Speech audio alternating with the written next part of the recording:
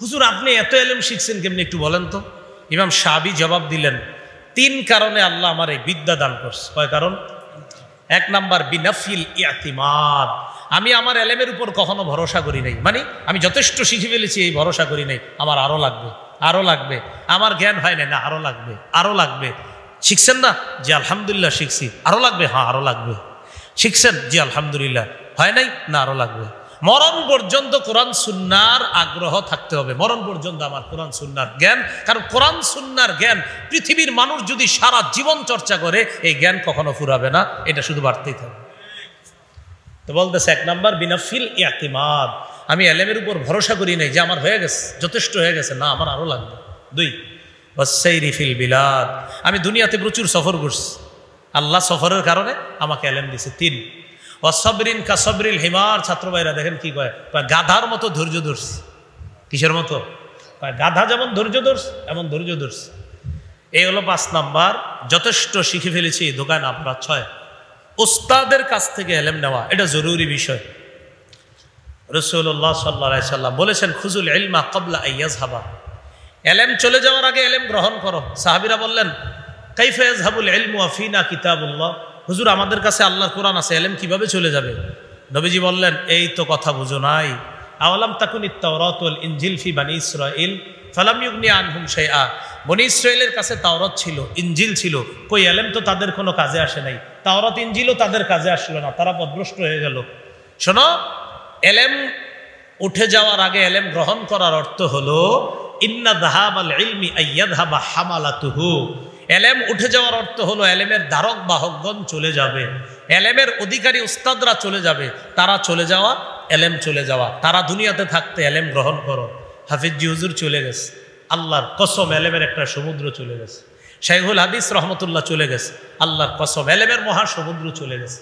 মুফতি আমিনী, মুফতি আব্দুর রহমান, আল্লামা জুনায়েদ বাবুনগরী, শেখুল ইসলাম আহমদ শফি রহমতুল্লাহ আলাই, এই বড় বড় ব্যক্তিত্বরা চলে যাওয়া মানে এলেমের এক এক মহাসমুদ্র চলে যাওয়া। আমি আপনি নিজের যত জ্ঞানী আর পণ্ডিত মনে করি, কিন্তু নবী বলছেন এলেমের বাহকগণ চলে যাওয়া, এলেম চলে যাওয়া। আমার আপনার কি মনে হয় জানেন? আরে আমি কি কম পারি নাকি? আসলেই কম পারি। মুসা নবীর প্রতি আল্লাহ ওহী প্রেরণ করে বললেন, ও মুসা, আমার একজন বান্দা আছে খজির বা খিজির, এই খজির আপনার চেয়ে বেশি জানে, তিনি এমন বিদ্যা জানে যেটা আপনি জানেন না। মুসা নবী আল্লাহকে বললেন, আল্লাহ এই খজির কিন্তু আমার দরকার, তার কাছে কিভাবে যাব? একটা মাছ ধরেন, ওইটা ভাজবেন, ভাইজা ওইটা নিয়ে রওনা করবেন, যাইতে যাইতে যেখানে যাবেন, যাওয়ার পর 2 সমুদ্রের মাঝখানে গেলে একটা জায়গা থাকবে, ওই জায়গায় যাওয়ার পরে মাছ লাফ দিবে, লাভ দিবে যেখানে, সেখানেই ওই কাঙ্ক্ষিত মানুষটা পাবেন। বুখারীতে লম্বা হাদিসেও ঘটনাটা আছে। সূরা কাহাফের 60 নম্বর আয়াতে আছে, ওয়াইদ ক্বালা মূসা লিফাতাহ লা আবরাহু হাত্তা আবলুগা মাজমাআল বাহরাইনি আও আমদিয়া হুকুবা।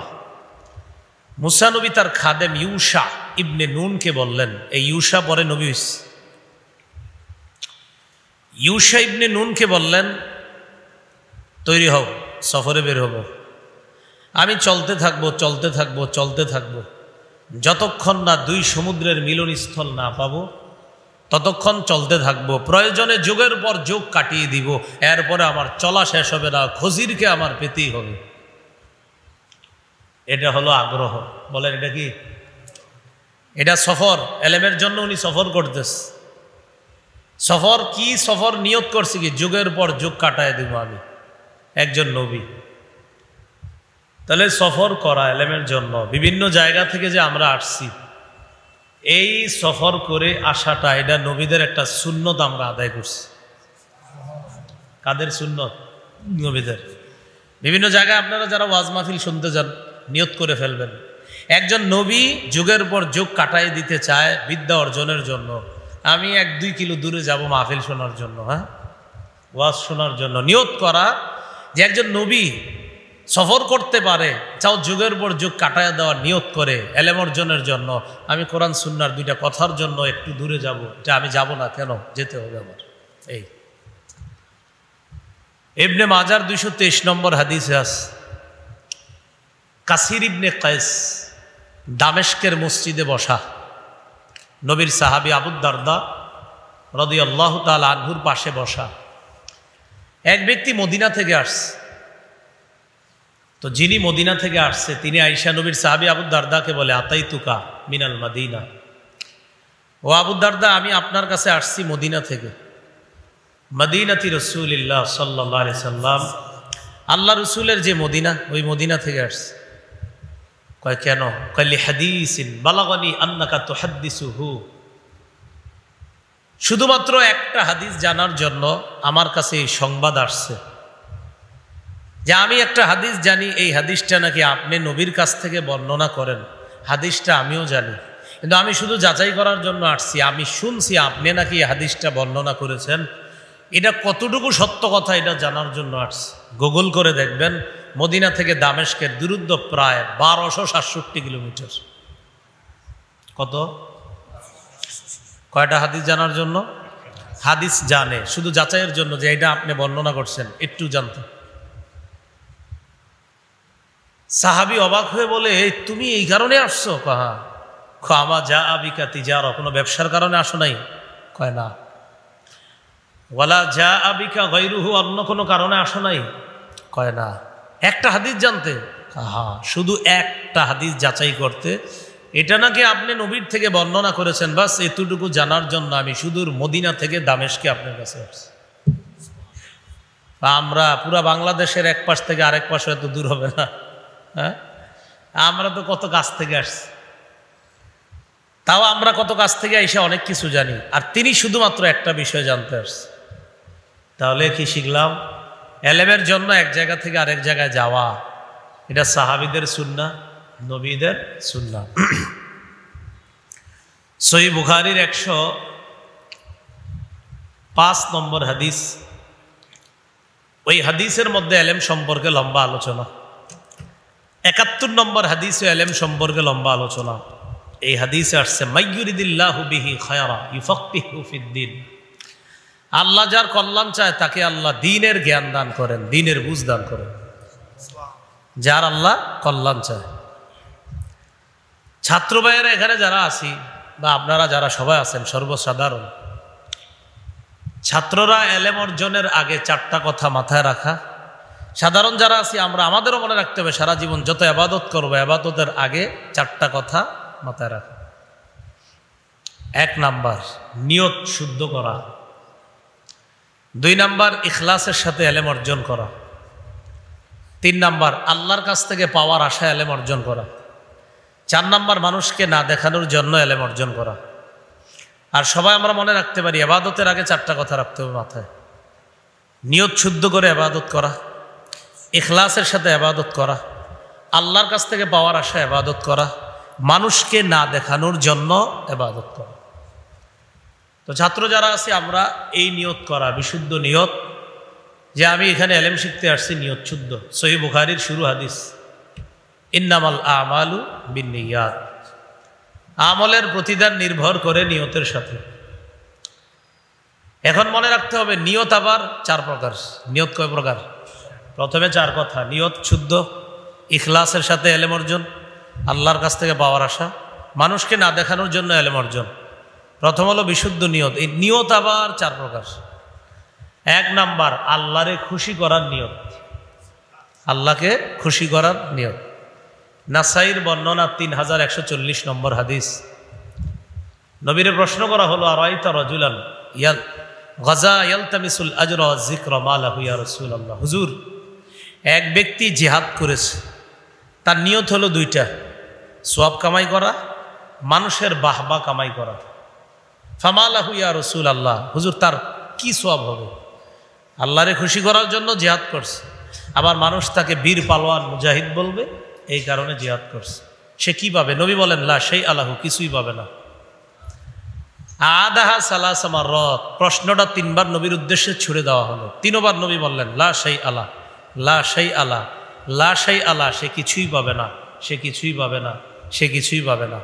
শেষে নবী বললেন ইন্নাল্লাহা লা ইয়াকবালু মিনাল আমাল ইল্লা মা কানা লাহু খালিসা ওয়া বতুগিয়া বিহি ওয়াজহু, আল্লাহ ততক্ষণ কোনো কাজ কবুল করবেন না যতক্ষণ এই কাজ আল্লাহর জন্য না হবে এবং আল্লাহর সন্তুষ্টির জন্য না হবে, ততক্ষণ পর্যন্ত কোনো কাজ আল্লাহ কবুল করবেন না, কোনো আমল আল্লাহ কবুল করবেন না।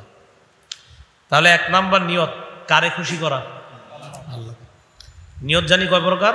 4। 1 নাম্বার আল্লাহরে খুশি করা। 2, আমি যা শিখবো এই অনুযায়ী আমল করা। 2 নাম্বার নিয়ত। তিরমিজির বর্ণনা, লা তাজুলু কদামা ইবনি আদম হাত্তা ইউসআলা আন খামসিন, কিয়ামতের ময়দানে 5 প্রশ্ন করার আগে আদম সন্তানের 2 পা নড়বে না। 1 নাম্বার আন উমরিহি ফিমা আফনা, জীবন সম্পর্কে জিজ্ঞাসা করা হবে, জীবন কোন কাজে কাটিয়েছে।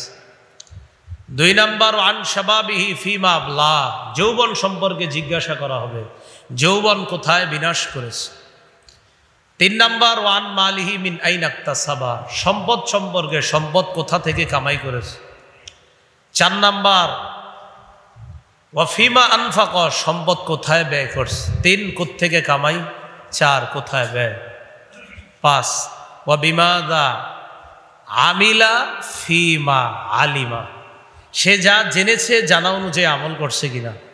এই 5 প্রশ্ন করা হবে। 5 নাম্বার প্রশ্নটা, যা জানছো ওই অনুযায়ী আমল করছো কিনা তুমি, এই কথা জিজ্ঞাসা করা হবে। তাহলে আমাদের 2 নাম্বার নিয়ত, আমি যা জানবো বলি সবাই তা মানবো, যা জানবো তা মানবো, এই নিয়তে এলেম শিখা। 3 নাম্বার নিয়ত, আল্লাহ যদি আমাকে, বলি সবাই, আল্লাহ যদি আমাকে বলার শক্তি দেয়, বলার মাধ্যমে সারা পৃথিবীতে আমার কথা, কোরআন সুন্নাহর কথা, আমার জ্ঞান, আমার জানা বিষয়গুলা সারা পৃথিবীতে প্রচার করবো ইনশাআল্লাহ। এটা 3 নাম্বার নিয়ত।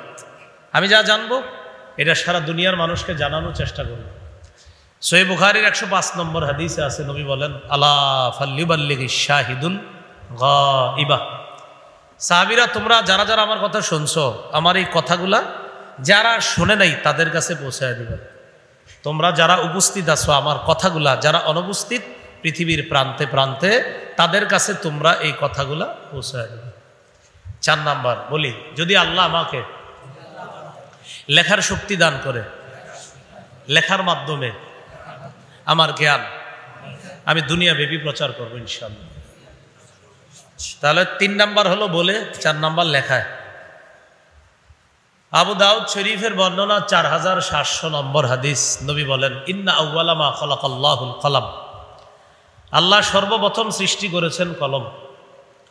কলম সৃষ্টি করার পর কলমকে বললেন, উক্তুব, কলম লেখো। কলম আল্লাহকে বললেন, মাযা আকতুবু, আল্লাহ আমি কি লিখবো। আল্লাহ বললেন, উক্তুব মাকাদির কুল্লি শাইইন হাত্তা তাকুমাস সাআ, কিয়ামত পর্যন্ত যা ঘটবে তুমি সব লেখো। সুবহানাল্লাহ। 29 পারার 2 নম্বর সূরা, সূরা কলম, দ্বিতীয় সূরাটা, নুন ওয়াল কলামি ওয়ামা ইয়াসতুরুন, আল্লাহ কলমের শপথ করতেস। কলমের অনেক দাম আল্লাহর কাছে। সর্বপ্রথম আল্লাহ কলম বানাইছে। তাহলে সৃষ্টির সূচনায় আল্লাহ কি বানাইছে? কলম। এবার সহিহ বুখারীর বর্ণনা শুনেন, জিবরিল আমিন নবীর কাছে আইসা বলতেছে, ইকরা, ও মুহাম্মদ সাল্লাল্লাহু আলাইহি সাল্লাম পড়েন। কি বলছে? পড়েন। তাহলে সৃষ্টির সূচনা লেখা, আমাদের নবীর নবুয়তি কার্যক্রমের সূচনা পড়া। সৃষ্টির সূচনা লেখা, আমাদের নবীজির নবুয়তি জীবনের কার্যক্রম শুরু পড়া। 2টা মিলাইলে কি হয়? লেখা। হ্যাঁ, লেখা পড়া। সৃষ্টির সূচনা লেখা, নবুয়তি জীবনের কার্যক্রম শুরু পড়া। এবার 2টা মিলাইলে কি হয়? ছোটবেলায় শিখছি লেখাপড়া করে যে গাড়ি বাড়ি চড়ে সে, এখন আমরা লেখাপড়াই করি না। অথচ সৃষ্টির সূচনা লেখা, নবুয়ত জিন্দেগির সূচনা পড়া। আল্লাহ আমাদেরকে এই কথাগুলা বোঝার তৌফিক দান করেন। আমিন। কি সুন্দর, আল্লাহ শুরুই করছে কোরআন, ইকরা, হ্যাঁ পড়েন। কোরআনটা শুরুই করছে ইকরা, পড়েন। আমরা পড়ি না। আল্লাহ মুসলমানদের প্রথম শব্দটা বলছে ইকরা, পড়েন, আমরা পড়ি না। কত কঠিন কথা বা চিন্তার বিষয়, গবেষণার বিষয়, যে কিরে আল্লাহ বলছে ইকরা, পড়েন। আমি তো গত 10 বছর বললাম না কথার কথা, আল্লাহ বলছে পড়েন। একটু চিন্তা করেন যে এটা কত দামি কথা, যে আল্লাহ সূচনাই করলেন নবীর সাথে জিবরিল আমিনের মাধ্যমে, কথাটা শুরুই হয়েছে ইকরা, পড়েন, ইকরা, পড়েন। আমরা পড়ি না। আল্লাহ আমাদেরকে লেখাপড়া বেশি করার তৌফিক দান করে। তাহলে লেখার যোগ্যতা দিলে লেখার মাধ্যমে প্রচার করব। মৌলিকভাবে কটা কথা জানি মাথায় রাখবো? 4টা। 1 নাম্বার নিয়ত। নিয়ত আবার কয় প্রকার? 4 প্রকার। এবার দ্বিতীয় কথা ইখলাস। ইবনে মাজাহ 3056 নম্বর হাদিস। 3 ক্ষেত্রে মুমিনের অন্তর প্রতারণা করতে পারে না। নবী বলেন কয় ক্ষেত্রে? 1 নাম্বার ইখলাসুল আমালি লিল্লাহ। মুমিন যত আমল করবে আল্লাহর জন্য ইখলাসের সাথে করবে, এই ক্ষেত্রে মুমিনের অন্তর প্রতারণা করবে না। মুমিন একটা খেজুর খাওয়াবে কাউরে, ইখলাস থাকতে হবে। এই যে উনি আমার সাথে বসছে আসরের পরে এসে এখানে, ওনারা আমি বসার পরে আমি বললাম নেন খেজুর দিয়ে আপনাকে স্বাগতম, জিজ্ঞাসা করেন। এই যে আমি ওনারে খেজুর দিলাম, এখানে আমি মুসলমান হিসেবে আমার নিয়ত থাকতে হবে আল্লাহর জন্য। কার জন্য? আপনি একজনের 1 কাপ চা পান করাইলেন, হুজুর মহব্বত করি তাই চা পান করে। হ্যাঁ ঠিক আছে, মহব্বত ঠিক আছে, তো মহব্বতটা কেন করেন? আল্লাহর জন্য। মুসলমানের ছোট বড় প্রতিটা কাজ আল্লাহর জন্য। তো ইখলাসের সাথে প্রতিটা আমল মুসলমান করবে, এই ক্ষেত্রে মুসলমানের অন্তর প্রতারণা করতে পারে না। 2 নাম্বার ওয়াল বুলাতু ওয়াল নসিহাতু লিবুলাতিল মুসলিমিন। মুসলমান শাসক যারা হবে দুনিয়ায়, তাদেরকে উপদেশ দেওয়ার ক্ষেত্রে মুসলমান প্রতারণা করবে না তার অন্তর। মুসলমান শাসকদের কোনো ভুল হলে অন্যরা এটা বলে দিবে। সারা পৃথিবীর মুসলিমরা কোনো ভুল করলে ওলামায়ে কেরাম সারা পৃথিবীর প্রান্ত থেকে তাদেরকে বলে দিবে এটা ঠিক হচ্ছে না, এটা অন্যায় হচ্ছে।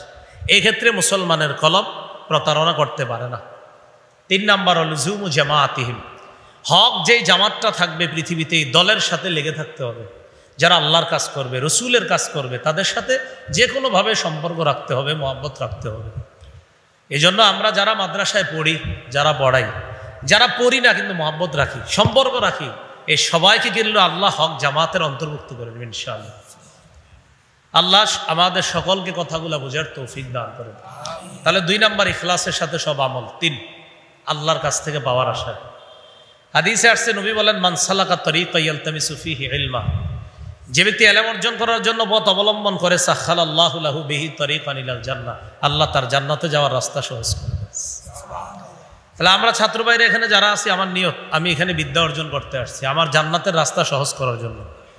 এই মিয়া জান্নাতের রাস্তা সহজ কে বলছে? নবী বলছে। নবী কি বলছে? নবী বলছে আমি বিদ্যা অর্জন করলে, ইলম শিখলে, কোরআন সুন্নাহ শিখলে আল্লাহ আমার রাস্তা সহজ করে, নবী বলছে। তো এই জন্য আসছো? হ্যাঁ, আল্লাহর কাছ থেকে পাবো তাই আসছে। 4 মানুষকে দেখাবো না, এই নিয়তে ইলম অর্জন করা। এটা আমরা ইবাদতের ক্ষেত্রেও মানুষকে না দেখানোর জন্য ইবাদত করা। আল্লাহু আকবার, নামাজে দাঁড়াইলাম আমার রবকে খুশি করার জন্য। মানুষ দেখতেছে তো আপনারে, দেখলে দেখুক, না দেখলে নাই, আমি মানুষকে দেখাবো না। ভাই মানুষ আপনার প্রশংসা করতেছে, আমি জানি না। মানুষ আপনার প্রশংসা করে না, আমি জানি না। তা আপনি নামাজ পড়েন কেন? আল্লাহর জন্য। অনেকে তো আপনার নামাজের প্রশংসা করে, আমি জানি না। মানুষ আমার প্রশংসা করে কিনা আমি জানি না। এক সাহাবী নবীরে বলছে, হুজুর আমি তো ইবাদত আল্লাহর জন্যই করি, কিন্তু মানুষ যদি প্রশংসা করে। নবী বলে তুমি যদি আল্লাহর জন্য ইবাদত করো আর মানুষ যদি তোমার প্রশংসা করে, এতে তোমার দোষ হবে না। এটা তোমার নগদ সুসংবাদ, এটা দুনিয়াতে মুমিনের নগদ সুসংবাদ। আমি আল্লাহর জন্য নামাজ পড়লাম, কোনো মানুষের জন্য না। এরপরও মানুষ বলছে তার রুকু সেজদা সুন্দর, নবী বলেন তিলকা আজিলু বুশরাল মুমিন, এটা দুনিয়াতে মুমিনের নগদ সুসংবাদ। তো 4 নাম্বার ইলম অর্জন করব মানুষকে দেখানোর জন্য না। তিরমিজি শরীফের 2382 নম্বর হাদিসে আছে, যে হাদিস বলতে গিয়ে আবু হুরায়রা রাদিয়াল্লাহু তাআলা 4 বার বেহুশ হয়েছে। 3 ব্যক্তির মাধ্যমে জাহান্নামের আগুন প্রজ্বলিত করবে আল্লাহ। এর মধ্যে একজন আলেম, আলেমকে আল্লাহ ডাকবে, ডাইকে বলবে আলা মুআল্লিমকা মা আনজালতু আলা রাসূলি। আচ্ছা তোমাকে কি আমি ওই বিদ্যা শিখাই নাই যা আমি আমার নবীর উপর নাজিল করছি? আলেম বলবে হ্যাঁ। তুমি কি আমল করছো? ফামা জামিলতা ফিমা উল্লিমতা। আলেম জবাব দিবে আকুমু বিহি আনা আল-লাইল ওয়া আনা আন-নাহার। আমি দিনে রাতে ইলম অনুযায়ী আমল করছি। দিনের বেলা নামাজ পড়ছি, মাদ্রাসায় পড়াইছি, রাতের বেলা ইবাদত বন্দিগিও করছি, আবার ওয়াজ মাহফিল করছি, মানুষকে হেদায়েতের বাণী শোনাইছি। জুমার ময়দানে, জুমার বয়ানে, মিম্বরে বৈশা মানুষকে হেদায়েতের কথা বলছি। আল্লাহ বলবে ঠিক আছে আমি তো সবই জানি তুমি করছো, কেন করছো? তো বলবে আল্লাহ আপনাকে খুশি করার জন্য। আল্লাহ বলবে না, মিথ্যা কথা, কাযাবতা, তুমি মিথ্যা বলছো। লিউকাল ফুলানুন কারিউন, তুমি এই কারণে এগুলা করছো তোমার যেন মানুষ বড় আলেম বলে, বড় মুফতি মুহাদ্দিস শাইখুল হাদিস আল্লামা মুফাসসির বলে। দেখেন আমরা বর্তমানে আমার পরিচিতির জন্য কত কিছু করি, ঠিক না? দেখবেন আপনি মানুষ কত কিছু করে পরিচিতির জন্য। প্রয়োজনে কাপড় খুলে ফেলে পরিচিতির জন্য, মানে আমার চিনতে হবে জনগণ, এই জন্য আমার যা করার আমি করব, কিন্তু আমার চিনতেই হবে, আমারে কি করতে হবে, চিনতে হবে। এই যে আমার নিয়ত, এটা মানুষ আমারে চিনক, তা আল্লাহ বলবে তোমার যে নিয়ত ছিল এটা তো অর্জন হয়ে গেছে, তোমারে সবাই চিনছে, বাংলাদেশ না পুরা দুনিয়ার মানুষ তোমারে চিনছে, আর তোমার টার্গেট এটাই ছিল, যাও সোজা জাহান্নামে যাও, যাও সোজা। হাদিস আসছে সহিবা বিহি আলা ওয়াজহিহি ফিন্নার, মাথাটা নিচে পা উপরে দিয়ে কপালটা হেসরাইতে হেসরাইতে জাহান্নামে ধাক্কা নিক্ষেপ করে। তাহলে ছাত্র ভাইয়ারা, আমি এলেম শিখতেছি এখানে কাউকে দেখানোর জন্য না। হ্যাঁ, মানুষ আমারে চিনে ফেললে সেটা মানুষের ব্যাপার, কিন্তু আমি চিনবো রবকে। রব যদি মানুষের কাছে আমারে পরিচিত করে সেটা রব জানে, কিন্তু আমার কোনো এই টার্গেট থাকবে না মানুষ আমাকে জানুক, মানুষ চিনুক। আমার টার্গেট থাকবে আমার রব যেন আমার প্রতি খুশি হয়, বাস। তাহলে কয় কথা মাথায় রাখা? 4 কথা। 1 নাম্বার শুদ্ধ নিয়ত, 2 নাম্বার ইখলাসের সাথে আমল, 3 নাম্বার আল্লাহর কাছ থেকে পাওয়া, 4 নাম্বার মানুষকে না দেখানোর জন্য নিয়ত। আবার 4 প্রকার।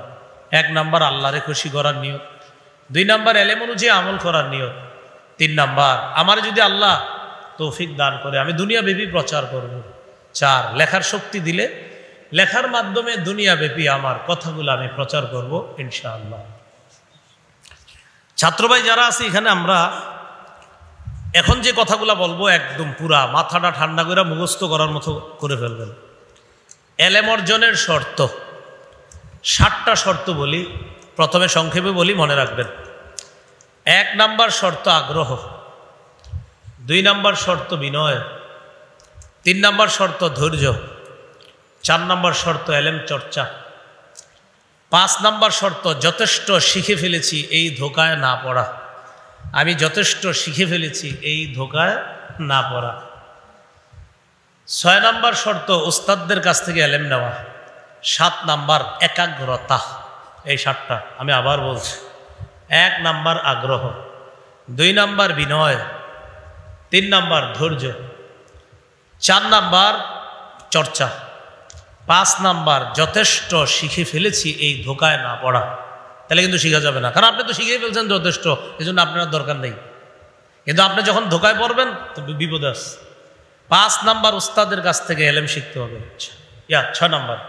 আর 7 নাম্বার একাগ্রতা। 1 নাম্বার আগ্রহ। মুসা আলাইহিস সালাতু ওয়াস সালামের আগ্রহ ফুটে ওঠে পবিত্র কোরআনের মধ্যে। মুসা নবী খুজিরকে বললেন, সূরা কাহফের 66 নম্বর আয়াত, হাল আত্তাবিউকা আলা আন তুআল্লিমানি মিম্মা উল্লিমতা রুশদা। আচ্ছা, আপনাকে আল্লাহ যে বিদ্যা দিছে এই বিদ্যা আমাকে শিখাইবেন, এই শর্তে কি আমি আপনার অনুসরণ করতে পারি? আপনি কি আমাকে আপনার সাথে নিবেন? কেন কেন আপনার ওই বিদ্যাটা আমারে শিখাইবেন, আপনি কি নিবেন? আমারে আগ্রহ, আমার আগ্রহ আছে, আপনি যদি একটু দয়া করে নেন তো আমি যাইতে পারি। তাহলে এখান থেকে আগ্রহ, আগ্রহ থাকতে হবে। হুজুর রুমে যাবে, কাজ আছে হুজুরের, হুজুর আমি পড়াটা বুঝি নাই, হ্যাঁ পরে আস, কিন্তু আপনি আগ্রহ দেখাইতে হবে। হুজুর আমি একটু পরে, আবার একটু পরে আসছেন, ও কিরে তুই কেন আসছিস? হুজুর ওই যে একটা পড়া বুঝি নাই, ও আচ্ছা 5 মিনিট পড়ায়, কাজ আছে।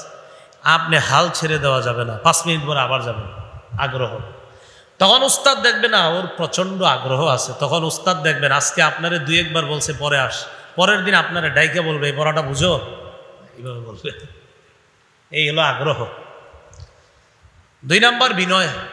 বিনয় হওয়া ছাড়া এলেম অর্জন করা একদম অসম্ভব, বিনয়ী হতে হবে। এলেম অর্জনের শর্ত বিনয়ী হওয়া। ইমাম মালিক বলেন, আল ইলমু বখিলুন জিদ্দা। এলেম হলো কৃপণ। এলেম কি? কঠিন কৃপণ। লা ইউতিকা বা'দ, এলেম তোমারে তার কিছু দিবে না, হাত্তা তু'তিয়াহু কুল্লা, তুমি তোমার সর্বস্ব যদি ওরে না দাও। জ্ঞান, কোরআন সুন্নাহর জ্ঞান, এটা এমন এক জ্ঞান, তুমি সর্বস্ব যদি ওরে না দাও ও তোমারে কিছু দিবে না, ও তোমাকে কিছুই দিবে না। এজন্য বিনয়ী হওয়া, এলেমের কাছে খুব বিনয়ী হওয়া, উস্তাদদের সামনে বিনয়ী হওয়া। জিবরিল আমিন নবীর কাছে আসছে, যখন আসছে সাহাবায়ে কেরাম চিনে না, কালো চুল, সাদা পোশাক পইরা নবীর সামনে আসছে, 2 পা এমনি নত জানু হয়ে নবীর সামনে বসছে। সাহাবায়ে কেরাম বলে, লোকটা কে নবীর সামনে আসছে এইভাবে? আয়েশা নবীরে 4টা প্রশ্ন করছে, ইসলাম, ঈমান, ইহসান, কিয়ামত। ইসলাম, ঈমান, ইহসান, কিয়ামত, এই 4টা প্রশ্ন সহিহ মুসলিমের 8 নম্বর হাদিস, লম্বা আলোচনা আছে। মেশকাত যারা পড়বেন ইনশাআল্লাহ ওখানেও পাবেন হাদিসটা। তো লম্বা আলোচনা হয়েছে, 4 প্রশ্ন করছে, নবী উত্তর দিছে, মানে ছাত্র ওস্তাদকে প্রশ্ন করছে, ওস্তাদ সব উত্তর দিছে, ছাত্র চলে যাচ্ছে। সাহাবা একরাম অবাক হয়ে কি এটা? নবীজি কয় চিনছো? জি না হুজুর। দেখো তো ওমর ইবনুল খাত্তাব সহ আরো সাহাবীরা বাইরে গেছে। হুজুর দেখি না তো, ছাত্র কোথায় জানি হারাই গেছে। নবীজি কয় যে আসছে এটা জিবরিল। জিবরিল মানুষের বেশ ধারণ করে 4 প্রশ্ন আমাকে করে মূলত তোমাদেরকে উত্তর শিখিয়ে গেছে। তো বিষয়টা ওইটা বলা না, উদ্দেশ্য হলো সাদা কাপড় পরে আসছে, চুলগুলো একদম কালো, নবীর সামনে নতজানু হয়ে বিনয়ী হয়ে বসছে। এখান থেকে মুহাদ্দিসিনে কেরাম লেখছে এলেমের জন্য বিনয়ী হওয়া শর্ত। এলেমের জন্য কম বয়সী হওয়া ভালো, ছোট ছোট বয়সে মাদ্রাসাতে বাচ্চাদেরকে দেওয়া, বেশি বয়স হয়ে গেলে আপনার জড়তা এসে যায় মুখে। যাই হোক, তো ওখানে জিবরিল আমিন যুবকের বেশ কেন ধরছে বুঝাইছে, এলেম অর্জন যুবক বয়স থেকে করো, এগুলা শিখেছে। কালো চুল পাকা হওয়ার আগে কালো চুল থাকতে এলেম অর্জন করো, এগুলা বুঝাইছে। তো যাই হোক, বিনয়ী হওয়া। 3 নাম্বার ধৈর্য। হযরত খজির মুসা নবীরে বলে ইন্নাকা লান তাসতাতিআ মাইয়া সবরা, মুসা আপনি আমার সাথে ধৈর্য ধরতে পারবেন না। ওয়া কাইফা তাসবিরু আলা মা লাম তুহিত বিহি খুবরা, আরে যে জিনিস জানেন না এই জিনিসের উপর কেমনে ধৈর্য ধরবেন? মুসা নবীরে খজির বলতেছে। মুসা নবী কয় সাতাজিদুনি ইনশাআল্লাহু সাবিরা ওয়ালা আসি লাকা আমরা, ইনশাআল্লাহ আপনি আমাকে ধৈর্যশীল পাবেন। এখান থেকে বোঝা যায় এলেম অর্জনের জন্য ধৈর্য লাগবে। আপনি দেখবেন আপনি জানেন না, বুঝতেছেন না, আহারে হুজুরে কয় না কিল্লিগা কি বিষয়টা, আপনি যেটা জানেন না এরকম মনে হবে। দেখবেন ওস্তাদ আলোচনা করবে, তারপর যে বিষয়টা হলো, তো এটা বলতে গিয়ে হুজুর দেখবেন বলতেছে, তখন নবীর ওই সাহাবী এটা করলেন ওটা করলেন, তখন আপনার মাথায় ঢুকছে আচ্ছা হুজুর তো ওই কথাটা এখনো কয় নাই, যে একটু বলার কথা। এই হলো আপনার ধৈর্য ধরতে হবে। শেষে বলবেন হুজুর আপনার একটা কথা বলার ছিল, এটা ও আচ্ছা ওটা বলি নাই, না ঠিক আছে কালকে বলবো। আপনি কিন্তু আরে আজকে বললে সমস্যাটা কি ছিল না, আপনি ধৈর্য ধরতে হবে। আপনি ধৈর্য ধরতে হবে, কারণ আপনি বিদ্যা অর্জন করতে আসছেন, ধৈর্য ধরতে হবে। হুজুর আজকে সময় নেই বলে নাই, কালকে বলবেন ইনশাআল্লাহ, ধৈর্য। এ হলো 3 নাম্বার, ধৈর্য ধরা। খজির সামনে গেছে, নৌকায় উঠছে, নৌকা ছিদ্র করে ফেলছে।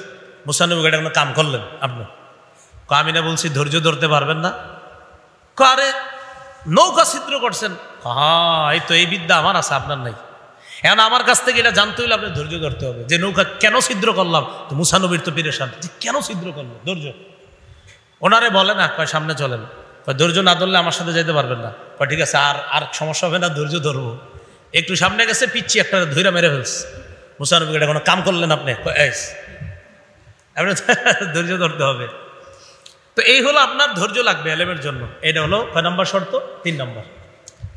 4 নম্বর শর্ত এলেম অর্জনের জন্য চর্চা, এলেম চর্চা। চর্চার ক্ষেত্রে কোরআনের সূরা জারিয়াতের 56 নম্বর আয়াতটা মনে রাখবেন, ওয়াজাক্কির ফাইন্না যিকরা তানফাউল মুমিনিন। দেখেন এখানে আপনারা সাধারণ যারা আছেন সবাই এমন ওয়াজ 10 বার শুনছেন, এই মাহফিলও শুনছেন, আরেক মাহফিলে শুনছেন, আরেক মাহফিলে। মুমিনদেরকে জানা বিষয়ে বারবার জানাও, জানা বিষয়ে বারবার জানাও, জানা বিষয়ে বারবার জানাও।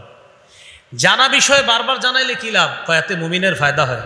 দেখবেন এক বয়ান আপনি 9 বার শুনছেন, একই বয়ান 9 বারে আপনার কাজ হয় না, 10 নম্বর বার শুনছেন কাজ হয়ে গেছে। তো গত 9 বার কেন হইল না? আল্লাহ বলছে আবার বলো, আবার বলো, আবার বলো, আবার বলো। মুমিনের ফায়দা হবেই, কিছু না কিছু ফায়দা হবেই। এক পর্যায়ে চূড়ান্ত ফায়দা হয়, মুমিন হেদায়েত হয়ে যায়। ওয়াজাক্কির ফাইন্না যিকরা তানফাউল মুমিনিন। এলেম চর্চা করা, তো যে বিষয়টা আমরা জানবো এটা চর্চা করা, আপোষের মধ্যে চর্চা করা, জানি চর্চা করা। অনেক সময় দেখা যায় অনেক ছাত্র থাকে মেধাবী, তো তাদেরকে যদি বলা হয় এটা কোন সিগা, তারা দ্রুত বলে ফেলতে পারে। আরেক বেচারার মেধা একটু মধ্যম মানের, দেখবেন ওদের মেজাজ খারাপ হয়, যারা ভালো মেধাবী ওদের একটু মেজাজ খারাপ হয়, আরে ওই পারে না কাইটা। এটা হইতে পারে কিন্তু, যে পারতেছে না কেন, ওর কারণে হুজুর পড়া সামনে দিতেছে না, এটা হইতে পারে। কিন্তু ওই যে বললাম আপনার 4 নম্বর চর্চা, ওই যে আপনি যেটা জানেন এটা আপনার কম মেধাবী যে ছাত্র ভাইটা আছে ওর সাথে একটু চর্চা করেন, আরো কম মেধাবী যে ভাইটা আছে ওর সাথে একটু চর্চা করেন, ওরে জানান। দেখবেন যারা জানেন না, মানে যারা যে বিষয়টা খুব ভালো জানেন, এটা একজনকে বারবার বলতে আপনার বিরক্তি লাগবে। তোর বেটা বুঝুস না, এটা ওয়াহেদ মুজাক্কার গায়েন, এটা ওয়াহেদ মুজাক্কার বুঝুস না। তো এইভাবে আপনার মনে হবে। হ্যাঁ, অনেক সময় যেমন কাতিলুন, কথার কথা, কাতিলুন কোন সিগা? তো কাতিলুন কতালা একতুলু থেকে কাতিলুন ওয়াহেদ মুজাক্কার ইসমে ফাইলের সিগা। আবার কাতিলুন আমরের সিগা হয় কাতিলুন, কাতালাই কাতিলু মুকাতালা থেকে কাতিলুন, শেষে নুনে মুখাফফাফ যুক্ত করলে আমরের সিগা হয়। এখন আপনি যদি বলেন কাতিলুন কোন সিগা, তো ও তো বারবার বলবে ওয়াহেদ মুজাক্কার, এই বেটা আর কোনো সিগা হয় না ভাই, আর তো জানিস বুঝোস না, তো এরকম রাগ হয়ে যেতে পারে। রাগ না হওয়া, একটা ছাত্র ও বুঝে না, ওরে বারবার বোঝানো। তো এইভাবে এলেম চর্চা অব্যাহত রাখা, এটা হলো চতুর্থ। পঞ্চম, যথেষ্ট শিখে ফেলেছি, এই ধোকায় না পড়া। ইমাম শাফি রহমতুল্লাহ আলাইহি প্রশ্ন করা হলো, মিন আইনা লাকা হাদাল ইলমু কুল্লুহু, হুজুর আপনি এত ইলম শিখছেন কেমনি একটু বলেন তো। ইমাম শাফি জবাব দিলেন, 3 কারণে আল্লাহ আমার এই বিদ্যা দান করছে। কয় কারণ? 1 নাম্বার বিনাফিল ইতিমাদ, আমি আমার এলেমের উপর কখনো ভরসা করি নাই, মানে আমি যথেষ্ট শিখে ফেলেছি এই ভরসা করি নাই, আমার আরো লাগবে, আমার জ্ঞান হয় না, আরো লাগবে। শিখছেন না? জি আলহামদুলিল্লাহ শিখছি। আরো লাগবে? হ্যাঁ আরো লাগবে। শিখছেন? জি আলহামদুলিল্লাহ। হয় নাই? না আরো লাগবে। মরণ পর্যন্ত কোরআন সুন্নাহর আগ্রহ থাকতে হবে, মরণ পর্যন্ত আমার কোরআন সুন্নাহর জ্ঞান, কারণ কোরআন সুন্নাহর জ্ঞান পৃথিবীর মানুষ যদি সারা জীবন চর্চা করে এই জ্ঞান কখনো ফুরাবে না, এটা শুধু বাড়তেই থাকবে। তো বলতেছে 1 নাম্বার বিনাফিল ইতিমাদ, আমি এলেমের উপর ভরসা করি নাই যে আমার হয়ে গেছে, যথেষ্ট হয়ে গেছে, না আমার আরো লাগবে।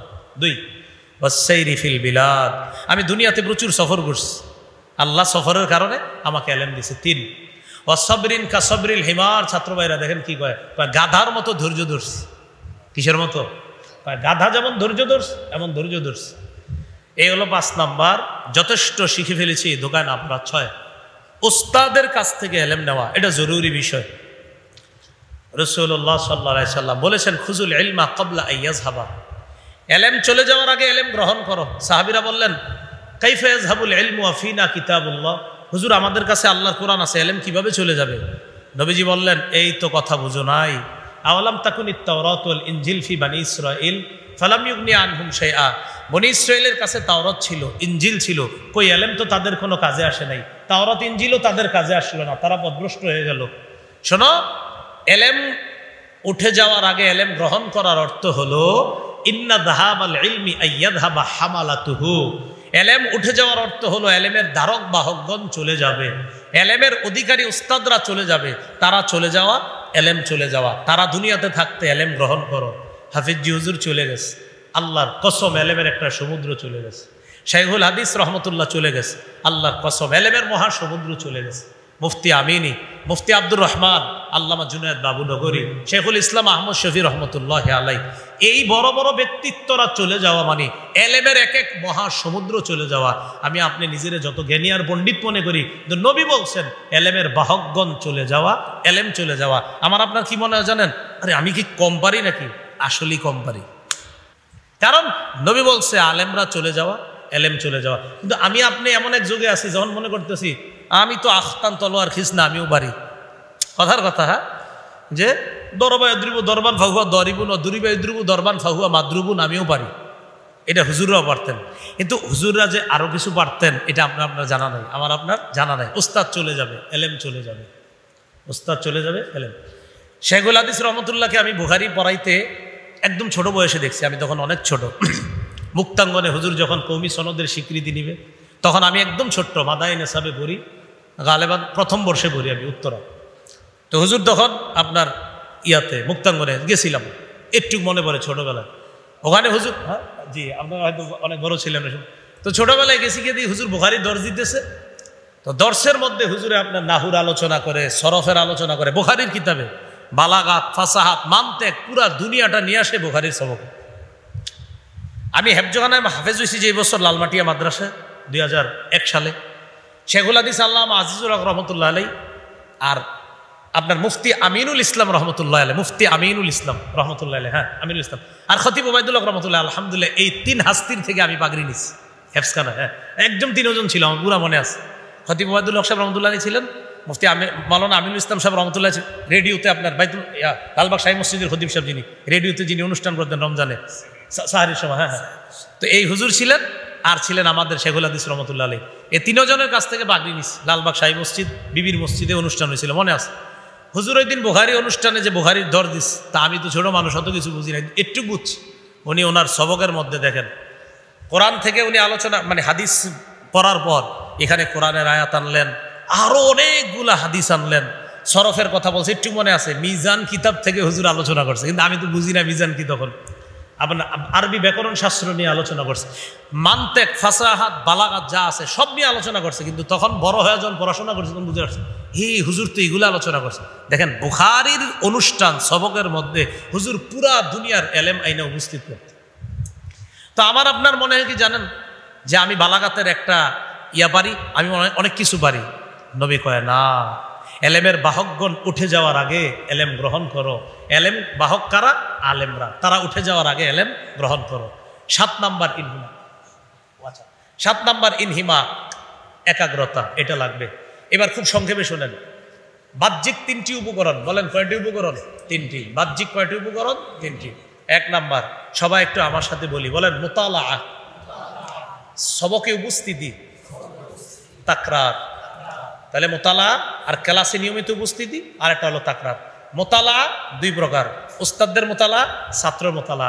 উস্তাদদের মোতালা 3 প্রকার, কিতাবি মোতালা, ফন্নি মোতালা, আরেকটা হলো কোরআন সুন্নাহর ব্যাপক মোতালা। ফতুয়া বিভাগের ছাত্রদের মোতালা, কোরআন সুন্নাহ মোতালা করে মাসাইল বের করা। দাওরা পর্যন্ত ছাত্রদের মোতালা, সামনের সবক বোঝা। বাহ্যিক 3টি উপকরণ, উস্তাদের আদব, কিতাবের আদব, মাদ্রাসার আদব। উস্তাদের আদব 4 প্রকার, মোহাব্বত, আজমত, ইতাআত, খেদমত। আজকে এ পর্যন্তই। আল্লাহ পাক রব্বুল আলামিন আমাদের সকলকে এলেম অর্জনের ব্যাপারে যা যা জানলাম আমি সহ সবাই যেন আমরা কথাগুলো মনে রেখে সামনের জীবনে এলেম অর্জন করতে পারি, আল্লাহ তৌফিক দান করেন। আমিন ওয়া আখিরু দাওয়ানা আলহামদুলিল্লাহি রাব্বিল আলামিন।